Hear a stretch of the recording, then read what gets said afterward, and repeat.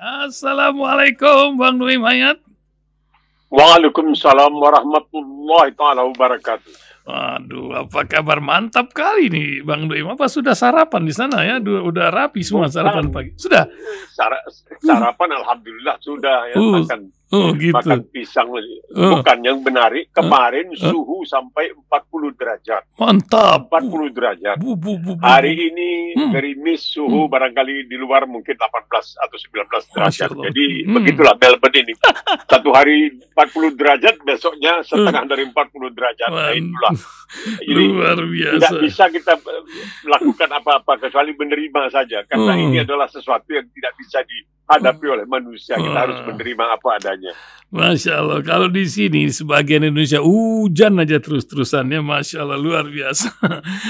Bang Nuim, macam mana makan apa pagi ini? $1 kalau di sana dapat apa ya? Kalau di sini bisa makan bergizi gratis yang sudah mulai nih di puluhan, ratusan tempat katanya sudah mulai digaungkan. Itu menjadi pembicaraan kita juga Bang Nuim. Juga kita ingat Bang Nuim masih dalam negeri ini, wah luar biasa ini kampanye buzzer, sibuk kali sekarang nih gara-gara CCRP ini.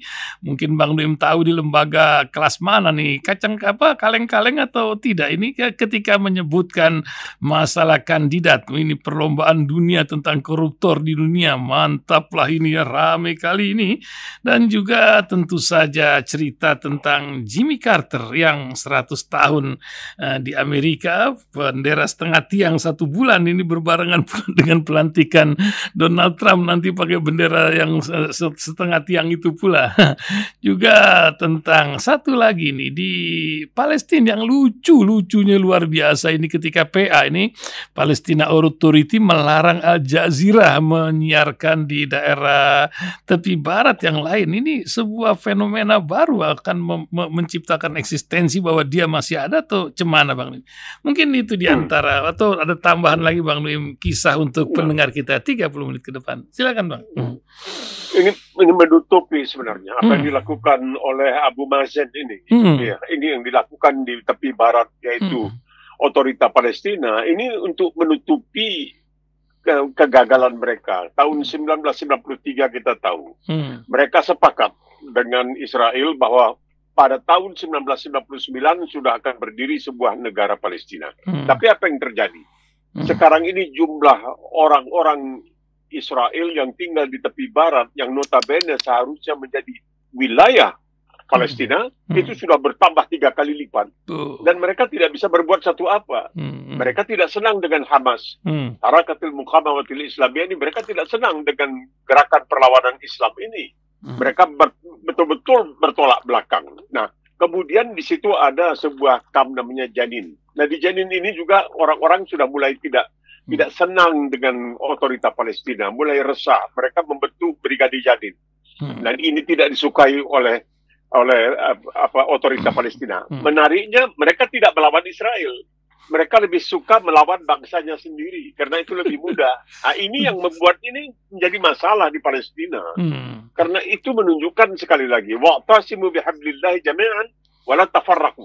Maka berpegang pada tali yang satu, yaitu Islam. Jangan kamu terpecah belah. Innamal mu'minuna ikhwah. So, mukmin itu adalah bersaudara. Fa aslihu bana akhawaikum. Islahkan antara tidak.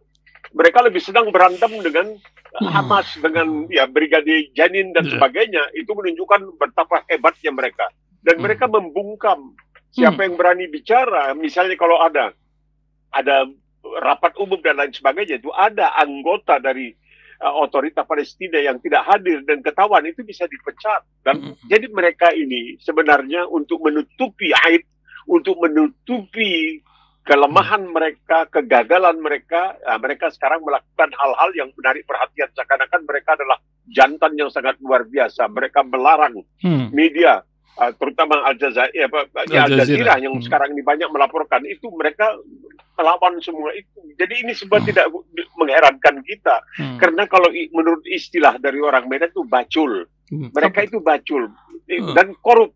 Ada seorang, saya sudah mengatakan berapa kali, ada seorang anak, seorang menteri waktu itu otorita Palestina yang mengungkapkan bagaimana dahsyatnya korupsi yang dilakukan oleh para pemimpin otoritas Palestina yang mendapat begitu banyak bantuan dari luar negeri. Coba mereka sekarang ini menuduh macam-macam. Pokoknya wartawan dituduh dan lain sebagainya.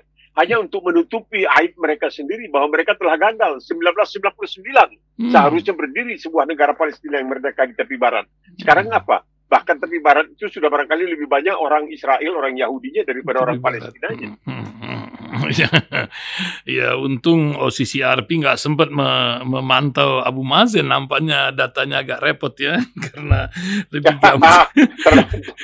benarnya terlalu kecil. Terlalu kecil ya, dibandingkan dengan.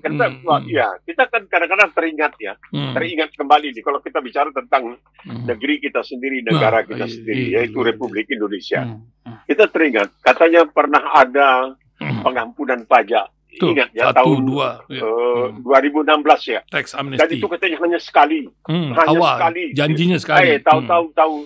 Kemudian mau dibuat lagi tahun 2021. Pengampunan pajak lagi. Dua kali. Bagaimana ini jadinya? Bagaimana jadinya? Dan kemudian kita melihat ya, dan orang semua seakan-akan masih banyak yang membela bahwa katanya Jokowi itu sangat luar biasa pemujaan terhadap dirinya. Saya baru mendengarkan ini keterangan seorang mantan pimpinan KPK yang pernah dipanggil katanya oleh Jokowi, yang memberikan arahan, memberikan perintah, hentikan katanya sprindik terhadap Setia Novanto. Tapi mereka tidak mau karena pada waktu itu KPK masih belum di bawah Jokowi. Mereka tidak bisa menghentikan semua itu. Jadi begitu banyak. Misalnya sekretaris daerah wali kota, waktu dia menjadi wali kota, yang mengatakan bahwa Pak Jokowi mengatakan tidak pernah terima gaji. Padahal dia menyimpan budget dana keuangan kewalikotaan Solo itu 6 miliar masuk di dalam katanya rekening dia. Dan ini orang semua berdiam membisu 1000 bahasa. Begitu banyak hal yang dilakukan. Sekarang ini sudah ada pembelaan. Misalnya orang yang terpelajar yang mengatakan, iya tapi katanya kalau itu PIK 2 itu Pantai Indah Kapuk 2 itu kan pembangunan. Tapi tidak memikirkan pembangunan untuk siapa dan dengan cara yang bagaimana. Dan ini yang menarik kita lihat. Bahwa semua ini diungkapkan, adili Jokowi dan sebagainya. Tapi ketika presiden kita, yaitu Prabowo Subianto, apabila bertemu dengan Jokowi, tunduknya hampir ke pusat Jokowi itu saking rendahnya, kita juga mulai berpikir, apa yang terjadi sebenarnya? Apakah betul Jokowi itu melakukan penyanderaan? Seperti yang terjadi dengan Erlangga Hartarto, misalnya, kan dengan mudah begitu saja. Bagaimana bahwa kemudian PDIP tidak berani mengusung Anies Baswedan dan sebagainya. Nah, kalau memang ada bukti, dan bukti itu ini sudah kita sebutkan minggu lalu dengan Pak Angga. Kalau memang ada bukti suatu kejahatan dan bukti itu kita simpan, tidak diungkapkan, itu berarti kita menghalangi peradilan. Obstruction of justice itu berbahaya. Tapi begitu yang terjadi sekarang ini dan orang tidak berani berbuat satu apa. Apa hasil daripada amnesti pajak itu, pengampunan pajak. Banyak orang pada waktu itu mengatakan ini memberikan kesempatan kepada orang-orang yang korup dan lain sebagainya untuk mengembalikan uangnya tanpa boleh dihukum. Karena di situ sudah dijamin. Biarpun ada kesalahan, ada kriminalitas, itu tidak bisa dihukum karena sudah dijamin. Jadi kita melihat semua ini, apa sebenarnya yang terjadi dengan negeri kita. Kalau dikatakan tadi, Rasil mengatakan tentang makanan cuma-cuma. Makan cuma, makan gratis. Kita tidak belajar dari sejarah. Makanya kita perlu mengetahui sejarah. Kalau dikatakan oleh Confucius, berikan seekor ikan kepada seseorang, dia makan 1 hari. Ajari dia menangkap ikan, dia makan saban hari. Perlu kerja lah, gitu. Kan bagaimana? Nah, kemudian menariknya, ketika dalam lawatan, salah satu lawatan utamanya ke luar negeri, Presiden Prabowo di depan masyarakat di Mesir mengatakan 25% anak-anak di Indonesia kekurangan gizi. Lah kalau begitu kerjanya apa Jokowi selama 10 tahun kok dianggap begitu hebat? Sebodoh itukah kita? Ya mungkin. Segoblok itukah kita? Sebahlul itu kita ada bahlil. Sebahlul itukah kita? Pinter. Apakah kita sebodoh itu? Karena masalahnya itulah di zaman itu. Apa saja yang dimaui oleh presiden akan dilaksanakan. DPR yang dikatakan mewakili rakyat, mewakili partai, mewakili kepentingan sebagian daripada petinggi-petinggi partai itu. Kita mengetahui kalau apa-apa diancam, hati-hati. Kamu bikin macam-macam, kita ungkapkan ini. Kan kita tahu bagaimana kejadian yang sangat memalukan seorang ketua salah satu partai terbesar yang memang pandai membawa diri, hidup di segala zaman, yaitu Golkar, golongan karya.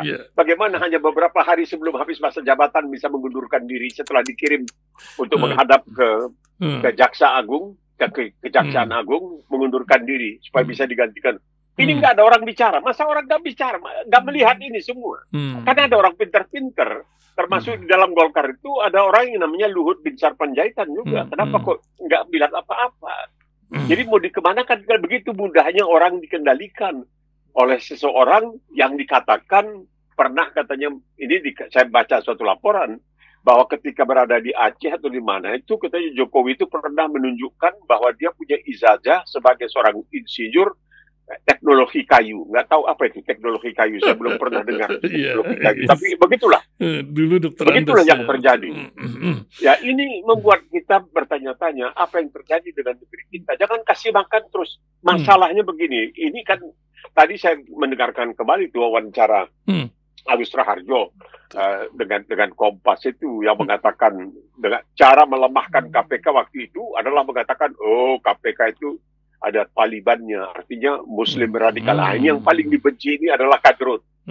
Muslim ini paling dibenci karena Muslim ini yang paling berbahaya, karena Muslim inilah mau tidak mau harus kita akui yang memelopori perlawanan bersenjata pertama pada tanggal 10 November 1945 melawan Belanda dengan pekikan Bismillahirrahmanirrahim dan akhirnya Allahu Akbar. Jadi ini sangat tidak disukai. Seakan-akan ada yang ingin, kenapa nggak bisa sih terus Belanda berkuasa di Indonesia, kan lebih bagus dari itu, seakan-akan begitu. Jadi ini digunakan, oh ini Taliban, oh ini radikal, ini semua digunakan. Oh ini khilafah lah. Kenapa? Kata banyak orang, termasuk seorang lulusan Harvard, Universitas Harvard di Amerika Serikat, dalam bukunya tentang sejarah syariah dia mengatakan, ya tentu katanya khilafah itu sangat dibenci oleh penguasa karena sangat memberati penguasa, meringankan rakyat. Nah, ini masalahnya. Masalahnya yang kita hadapi sekarang ini, itulah dia. Bahwa kita tidak melihat, misalnya, latar belakang dari zakat. Itu zakat itu utamanya adalah untuk memberdayakan seseorang supaya dia bisa memberdayakan orang lain.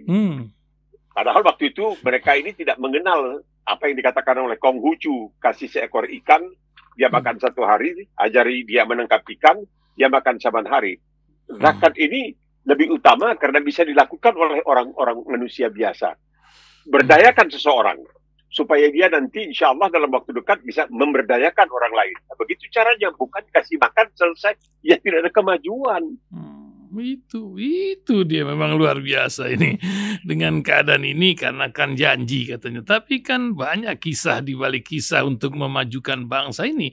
Ya paling tidak menjaga lapangan kerja, jangan sampai ratusan ribu tenaga kerja kita ngacir ke luar negeri. Bang Noem, luar biasa ini negeri kita ini. Tapi ya itulah Indonesia Raya.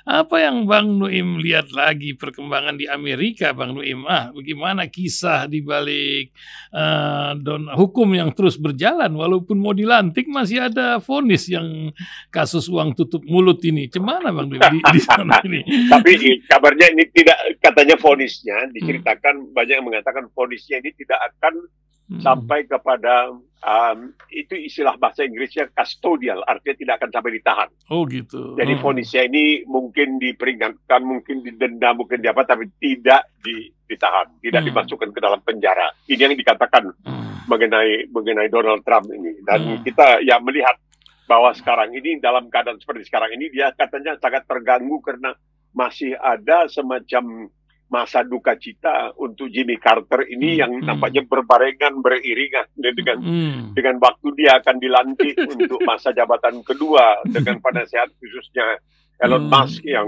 bikin macam-macam gara-gara, yang misalnya menyuruh seakan-akan orang memerangi untuk melawan Islam di Inggris, di Jerman dan lain sebagainya. Jadi ini bukan merupakan aba-aba atau merupakan suatu kenangan atau suatu harapan yang cukup baiklah untuk umat Islam dengan Donald Trump sekarang ini. Dari awalnya dia memang sudah kurang suka kepada Islam. Tapi kalau kita tidak perlu heran itu kan bukan di negara Muslim. Tapi kalau di Indonesia, yang notabene adalah negara Muslim terbesar di dunia, kalau disebut Taliban, sebut radikal, sebutkan khilafah, apalagi sangat luar biasa. Menyangkut pengeboman kemarin juga itu kan juga menjadi sorotan, walaupun itu mantan tentara khusus di Amerika, dan mereka tuh mengatakan kita dibodohi oleh negara dengan cara itulah mereka mencari perhatian, kan itu kejadian di tahun baru itu. Begitu Bang Nuim, dua peristiwa. Bukan itu saja kan, jangan lupa bahwa di sana juga di Las Vegas itu pernah terjadi penembakan, ingat tidak? Hampir 50 orang yang tewas penembakan dilakukan. Jadi Amerika itu sekarang ini dikatakan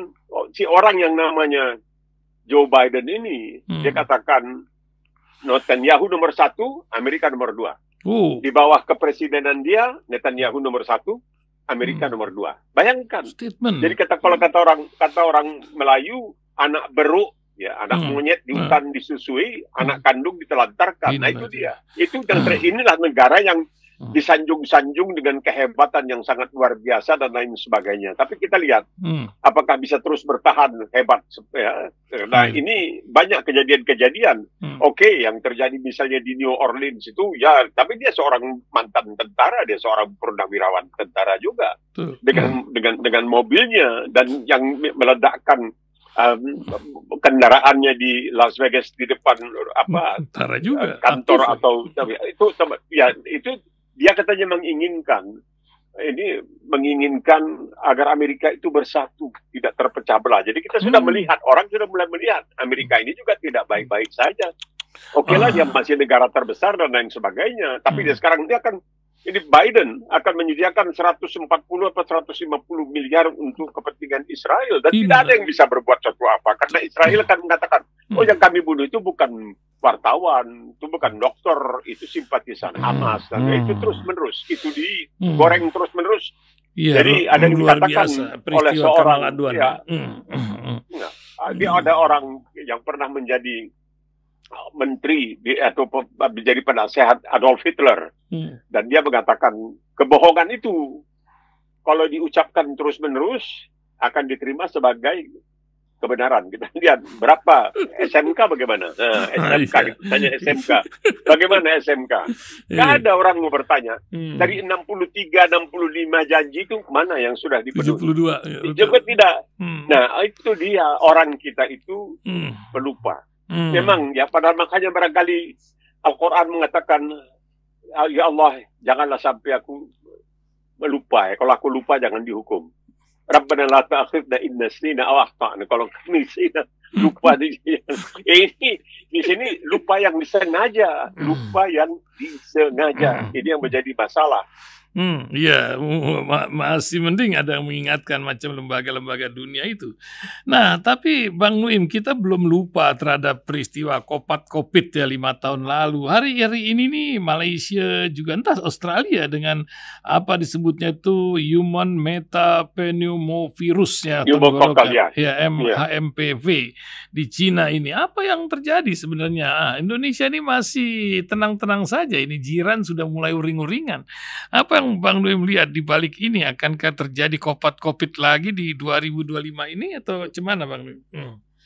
Yang HMPV ini sebenarnya tidak begitu katanya berbahaya, dan merebaknya juga tidak seperti COVID. COVID dari Wuhan itu luar biasa. Tapi kemudian sekarang COVID juga dianggap sebagai sesuatu yang biasa. Jadi sama dengan misalnya influenza. Nah, saya sendiri sudah 5 kali divaksinasi untuk COVID. Dan baru hari Sabtu yang lalu dipanggil oleh klinik, saudara belum mendapatkan suntikan anti pneumonia. Ini penting, orang-orang yang sudah tua seperti saya. Rupanya ada kesilapan. Minggu lalu, Senin lalu mengatakan 97, bukan 86 menjelang 87 usia saya, insya Allah. Nah, ini dipanggil oleh jadi di sini yang dilakukan oleh klinik-klinik itu, oleh kedokteran yang cuma-cuma semua orang-orang seperti saya, warga negara Indonesia, tapi pensiunan, jadi segalanya itu cuma-cuma, tidak bayar sesuatu apa, diperingatkan, kamu belum suntik, misalnya kalau mulai bulan Februari, April, Maret begitu, kamu belum suntik influenza, datang segera suntik influenza, kamu belum suntik measles, belum suntik whooping cough, belum. Sudahlah. Jadi kadang-kadang kita mikir, ya Allah, kurang kerjaan apa kita diperingatkan semua ini. Tapi alhamdulillah. Jadi baru hari Sabtu yang lalu, saya dipanggil untuk disuntik anti pneumonia. Karena pneumonia radang paru-paru ini untuk orang setua seperti saya ini katanya itu bisa membahayakan. Jadi inilah bagian yang penyakit yang baru ini ada hubungannya dengan radang paru-paru ya, karena dia ya pneumonia. Ini yang ingin dihindari, tapi tidak begitu katanya bahayanya seperti COVID ketika terjadi beberapa tahun yang lalu. Masya Allah, luar biasa. Mudah-mudahan tidak ramai lagi lah. Sudah cukup kita nih jatuh ketiban palang, ketiban pintu semua ya, luar biasa. Karena negeri ini akan menyongsong hari-hari ke depan dengan apa ya? Dengan Prabowo yang nampaknya mengatur keimbangan antara partai-partai yang ada ini luar biasa. Satu-satunya partai yang masih di luar yaitu PDIP nampaknya belum ada kisah akan bergabung dengan koalisi besar. Apa yang Bang Nuim lihat? Ini cerita buka-bukaan akankah benar terjadi atau apa ya, angin palsu lagi yang akan menjadi bahan negosiasi gitu Bang Nuim? Ya ini masalahnya yang dibuka-bukaan ini kan yang ditunggu-tunggu orang adalah Hasto Kristianto. Ini karena dia melalui Koni Bakri kan, Rahan Budi Bakri yang mengatakan dia membawa banyak dokumen ya, yang kalau dibongkar ini bisa mencelakakan. Nah ini kalau memang benar nanti jadi masalah ini. Kalau tidak ditindaklanjuti berarti kita telah melawan hukum. Jadi ini serba salah. Ini serba salah. Nah kita menanti karena memang kita harus adil juga dalam hal ini. Prabowo harus diberi waktu untuk bertindak. Tapi karena berulang kali disebutkan oleh Koni Bakri bahwa Prabowo mungkin hanya 2 tahun.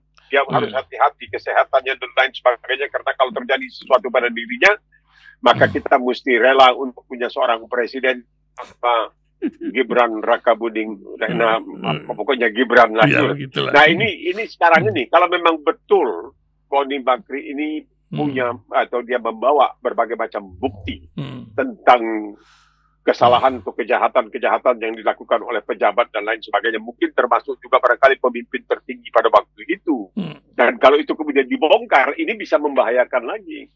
Kenapa kamu menyimpan ini dan lain sebagainya? Jadi ini juga merupakan suatu masalah ya, mengancam. Kalau kan yang terjadi selama ini, misalnya Erlangga Hartarto kan tidak ada apa-apa kan, dia jalan cepat-cepat kelihatan ya dengan agak aneh sedikit kemana ke kejaksaan, habis itu pulang saya berhenti, ya berapa hari lagi tinggal kepala tanggung jadi ketua Golkar berhenti, tapi tidak tahu kan kenapa. Kalau dibilang oh saya disuruh presiden ya nggak bisa apa-apa, dia patuh kepada presiden. Tapi kalau presiden mengatakan saya punya bukti, kalau kamu nanti tidak melakukan ini saya akan bongkar ini bukti, ya presiden melakukan perintangan terhadap jalannya peradilan dan sebagainya. Ini yang tidak bisa terjadi. Jadi kita harus juga dalam hal ini memberikan waktu kepada presiden untuk betul-betul berbenah. Karena di samping itu kita juga melihat kenapa Panglima TNI bisa melakukan penggantian yang orang baru diangkat sebulan di pensiun modif. Dan ini semua menimbulkan pertanyaan sekarang ini. Jadi hidup kita ini di Indonesia ini penuh dengan sangka dan curigation kata orang. Curigation. Kita perlu curigation. Kita punya curigation sangka. Kan aneh. Kita lihat ya aneh sekarang. Sampai-sampai ada yang mengatakan curigation itu terjadi juga di Mahkamah Konstitusi. Kok sudah 30 kali dituntut presidensial threshold, sekarang kok dipenuhi? Ada apa nih, curiga apa lagi nih kita ini?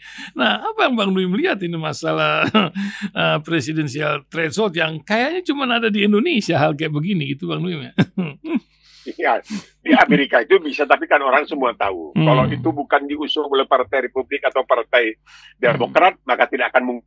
Kan sudah ada orang-orang kaya dengan Amerika hanya untuk cari nambah dan sebagainya dan tidak berjalan karena barangkali walaupun saya teringat akan ungkapan seorang politisi Jepang yang baru pulang dari Amerika, dia geleng kepala di Jepang. Kenapa? Saya tidak nyangka orang Amerika itu rata-rata bodoh sekali. Dia mengatakan betul, bodoh. Memang, kalau sekiranya Bung Ihsan pergi katakanlah ke Los Angeles, tanyakan dengan orang di Los Angeles, ini kejadian di New York, apa itu kejadian? Mereka nggak tahu, mereka hanya senang dengan daerah mereka sendiri. Mereka geografinya lemah sekali juga, betul kita dengar. Lemah iya, karena tahu kan, waktu George Bush si Junior menyerang Irak, 80% rakyat Amerika tidak tahu di mana itu Irak. Nah, itu dia. Jadi memang agak bukan istilah di bahasa Inggrisnya innocent, artinya agak sederhana. Orangnya agak sederhana. Tapi mereka masih bisa juga kan mudah. Sekarang mereka terumbang-ambing oleh Donald Trump. Make America great again. Mari kita jadikan Amerika jaya seperti itu. Nah, percaya saja.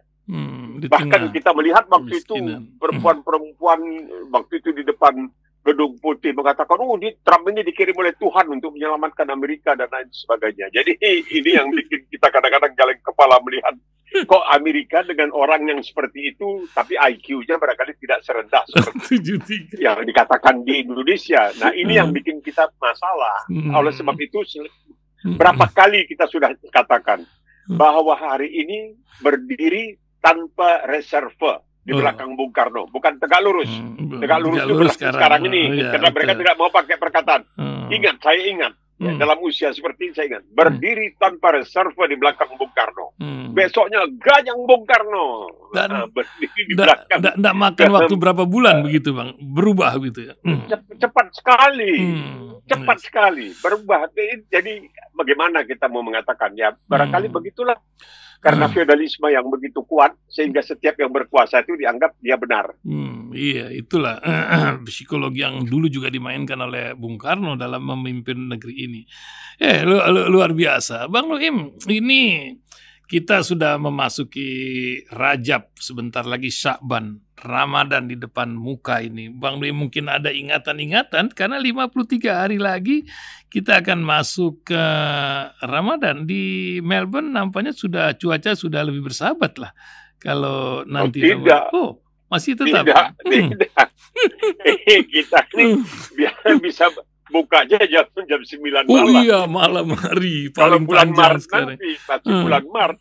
Nanti kalau sudah April baru jamnya mundur. Jadi bulan Maret kita mungkin buka jam 9 malam. Mantap lah. Belakangan ini sekian banyak tulisan-tulisan oleh orang-orang non-muslim ya, tapi dalam ahli kesehatan itu yang mengelukan puasa itu. Jadi mereka melakukan suatu penelitian ini dipelopori oleh seorang dokter bernama Michael Mosley dari Inggris. Dia kemudian tahun lalu ketika berlibur dengan istrinya di Yunani, waktu jalan siang-siang tiba-tiba jatuh dan meninggal katanya karena suhu yang sangat tinggi. Jadi dia meninggal. Nah, dia melakukan penelitian. Dia seorang dokter, istrinya juga seorang dokter di Inggris. Dan dia waktu itu mulai berpikir tentang puasa. Kenapa puasa itu? Akhirnya dia melakukan penelitian. Dia pergi ke Amerika, kembali lagi. Dia mulai melaksanakan, dia mengamalkan sebelum dia mengemukakan kepada umat manusia tentang faedah, tentang puasa ini, manfaat puasa. Dia coba dengan dirinya sendiri. Dia mendapati dengan puasa tekanan darahnya turun, gulanya turun, ya ini bagus sekali. Maka dia menciptakan istilah 52. 52 artinya dalam 1 minggu 7 hari, 5 hari makan sesuka hati, 2 hari puasa. Tapi puasanya bukan puasa kita, bukan puasa kita menahan lapar dan haus, tidak. Makan misalnya kalau 2 hari itu makan roti, tapi jangan pakai mentega, jangan pakai yang manis-manis. Kemudian jangan minum pakai gula dan lain sebagainya. 2 hari itu, tapi boleh minum, boleh makan, tapi tidak berlebihan. Seperti kita menahan diri dari mulai sebelum matahari terbit hingga matahari terbenam. Jadi 52 itu mengingatkan kita kepada puasa Senin Kamis, ya, hari betul. Senin dan hari Kamis, ya. Betul. Itu jadi 52. Jadi puasa itu punya khasiat, punya khasiat. Jadi bukan hanya merupakan suatu ibadah, karena Islam itu setiap ibadah itu ada dampaknya, ada korelasinya terhadap kesehatan manusia tetap kesehatan tubuh kita. Itu bisa kita lihat. Itu yang menjadi pegangan. Bahwa misalnya kalau dikatakan kenapa misalnya ketika baru-baru ini di Surabaya atau di Jawa Timur itu sapi ditembak katanya dan itu tidak disembelih. Nah, kenapa mesti disembelih? Kenapa di dalam Islam itu diwajibkan penyembelihan dan lain sebagainya? Karena dengan mengalirnya darah itu mengamankan dagingnya. Saya bikin contoh. Saya pernah beberapa kali waktu masih bekerja sebagai wartawan meninjau beberapa penjagalan rumah pemotongan hewan di Australia. Itu ketika sapi dipingsankan sebelum disembelih, demi katanya pertimbangan kemanusiaan, kalau waktu dia dipingsankan, sapi itu tewas, mati, itu tidak boleh dimakan dagingnya oleh manusia. Itu hanya dagingnya dikasih untuk makanan anjing dan makanan kucing. Karena apa? Karena darahnya belum dialirkan. Jadi itu dikatakan dagingnya berbahaya untuk manusia. Jadi penyembelihan itu bukan semata-mata ibadah, tetapi ada sangkut pautnya dengan kesehatan. Oleh sebab itu, ketika tanya kepada seorang alim, katanya diharamkan bagi umat Islam itu maitata waddam walahmul khinzir. Maitata bangkai, darah, dan daging babi. Tapi ikan kan bangkai, ya, tapi ikan kan berkhasiat untuk kesehatan. Jadi boleh dimakan, biarpun dia bangkai. Nah, itu dia. Luar biasa. Ini di jelang 87 tahun, Bang Nuim ini puasa ini macam mana? Di lain Ramadan kah atau macam mana biar pendengar juga paham ini? Kita coba. Tidak menjadi persoalan. Sebenarnya kebutuhan badan kita itu tidak terlalu banyak. Jadi dalam keadaan sekarang ini pun, saya kalau bulan puasa, insya Allah sahur hanya makan buah-buahan.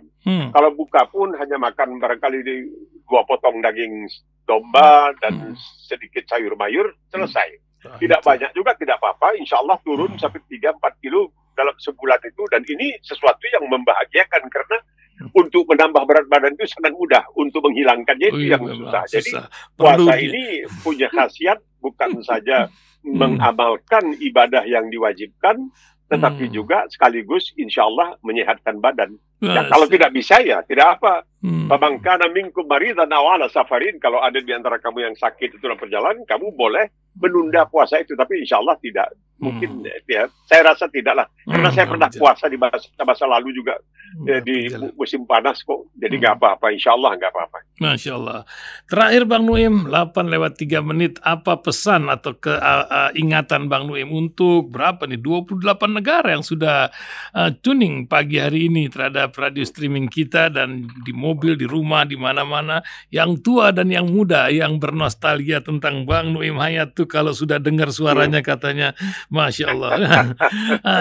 Bagaimana? Silakan Bang Nuim Hayat. Saya ini orang biasa. Saya baca suatu laporan bahwa Natal yang baru lalu di Baitul Laham, jadi orang itu Baitul Laham, Bethlehem, itu seorang pendeta Palestina bernama Munter Isaac, jadi Ishak Munter Isaac. Di dalam sambutan Natalnya itu dia mengatakan di bawah reruntuhan yang ada di Gaza itu, di situ juga ada katanya Kristus. Karena Kristus itu bersama orang-orang yang teraniaya, yang dizalimi.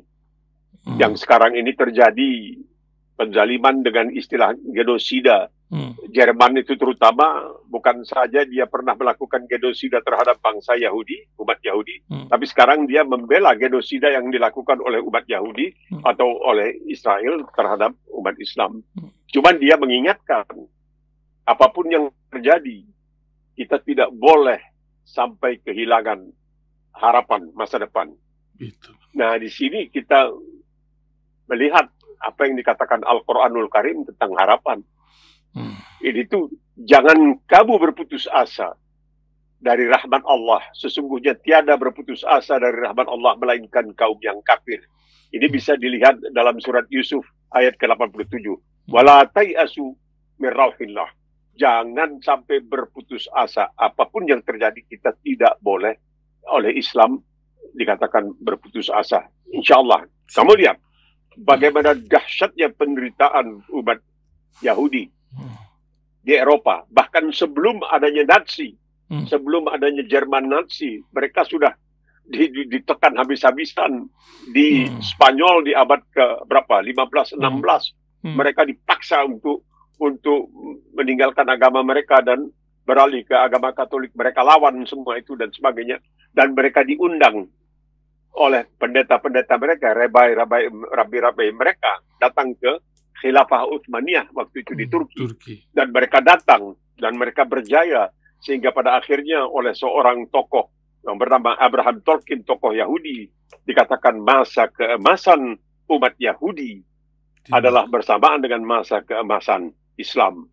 Karena Islam memberikan tempat kepada umat Yahudi tanpa memaksa mereka untuk mengubah. Ya, itu keyakinan atau agamanya. Jadi tidak boleh kehilangan wala tayasu mir rauhillah. Tidak boleh kehilangan harapan rahmat Allah Subhanahu wa taala. Masya Allah. Terima kasih Bang Nuaim Hayat, luar biasa. Itu memang yang diperlukan zaman-zaman kayak begini itu. Selalu ada harapan.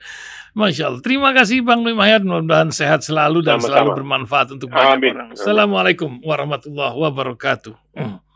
Waalaikumsalam warahmatullahi